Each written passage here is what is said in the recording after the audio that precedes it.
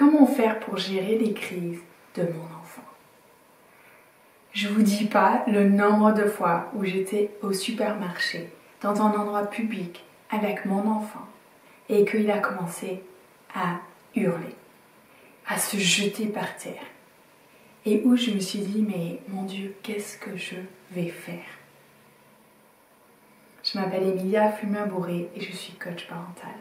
J'accompagne les mamans qui souhaitent avoir plus d'épanouissement dans leur vie de famille, dans leur vie de maman, et à trouver des astuces et des conseils pour gérer les comportements difficiles de leurs enfants. Avant d'aller plus loin dans les conseils et astuces que j'ai à vous donner aujourd'hui, mettez-moi un petit pouce, un petit like et abonnez-vous à cette chaîne pour continuer à avoir encore plus de conseils et astuces pour aller à la recherche de votre épanouissement dans votre vie de famille et savoir vraiment gérer les comportements difficiles de vos enfants. Aujourd'hui, on parle donc de comment gérer les crises de notre enfant. Qu'est-ce qui se passe en fait dans ces situations de crise? Notre enfant, il y a un déclencheur, il y a quelque chose qui se passe.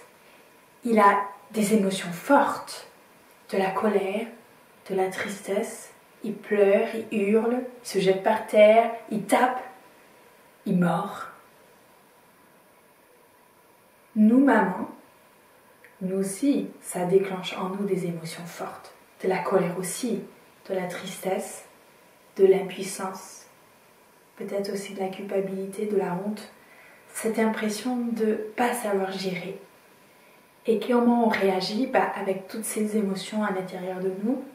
Au mieux, souvent, on va rassurer, expliquer, essayer de rester calme. Et en même temps, on va souvent finir par crier, gronder, hurler, punir, menacer. En fait, on va mettre les couvercles sur les émotions que vit notre enfant et que nous vivons nous.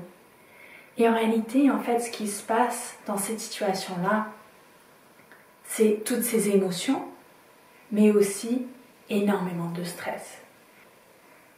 Avant de pouvoir gérer quoi que ce soit au niveau du déclencheur, on a besoin de faire tomber le niveau de stress et de revenir dans un état de calme. Comment je fais ça? Aujourd'hui, je vous apporte 4 étapes. La première étape, c'est déjà de gérer mon stress à moi. Je ne peux pas gérer le stress de mon enfant si je n'ai pas déjà fait retomber mon stress à moi. J'irai plus loin dans cette partie-là, dans une autre vidéo, mais déjà aujourd'hui, je vous donne une clé. C'est de vous servir de votre respiration. Vous autorisez à prendre quelques secondes pour faire 1, 2, 3, 4, 5 respirations profondes.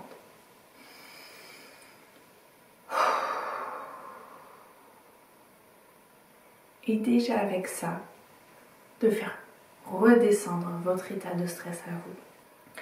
La deuxième étape, c'est de me mettre à hauteur de mon enfant. Et s'il l'accepte, de le toucher. Lui toucher tous en douceur le bras ou le dos. Et ensuite, j'attends dans le silence pendant 10 à 15 secondes. Je sais, ça paraît une éternité, mais c'est essentiel pour donner de l'espace à notre enfant.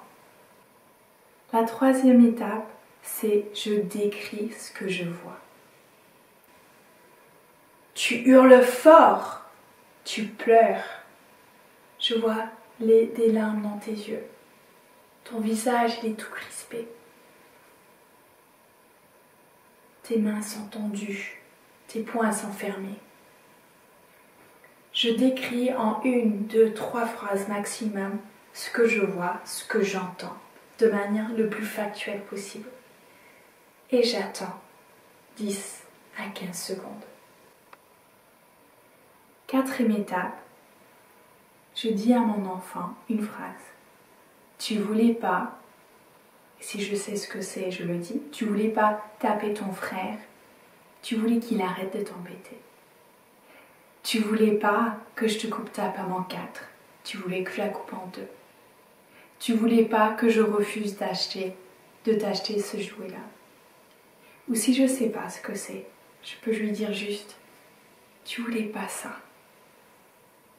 Et à nouveau, j'attends, si besoin, 10 à 15 secondes. Les clés, en fait, pour réussir cette gestion-là, c'est d'avoir confiance que la crise va s'arrêter.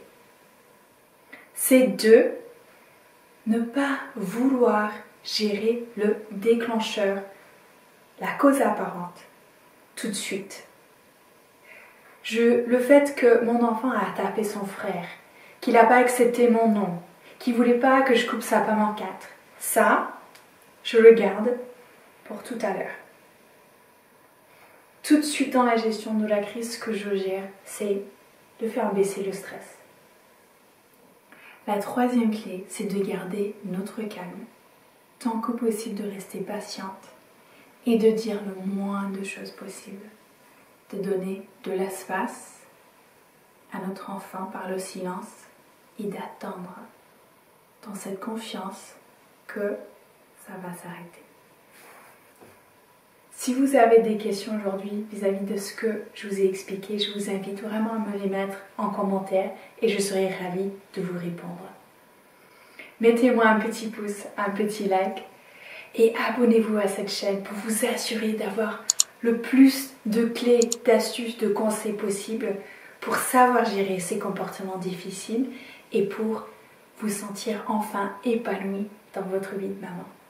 Si vous avez besoin d'aide aujourd'hui, je vous propose 2 liens. Un premier lien pour regarder une confiance que j'offre aujourd'hui pour vous donner encore plus de clés dans votre parentalité. Et aussi un lien pour prendre rendez-vous en coaching individuel pour vous assurer d'avoir rapidement cette transformation dans votre vie de famille, dans votre vie de maman, pour vous sentir enfin épanoui et d'avoir cette vie de famille apaisée, joyeuse, qui est si importante pour nous dans notre cœur de maman.